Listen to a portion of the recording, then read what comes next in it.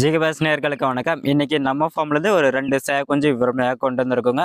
நல்ல வால் டைப்பில் தெளிவாக இருக்குதுங்க. இதோட ஏஜ் அப்படின்னு பார்த்தீங்கன்னா உங்களுக்கு 3 மாதம் ஆகுதுங்க. இன்னைக்கு நம்ம ஃபார்ம்லேருந்து பெரிய கொஞ்சம் 2 கொஞ்சம் விற்பனையாக கொண்டு வந்திருக்கோங்க.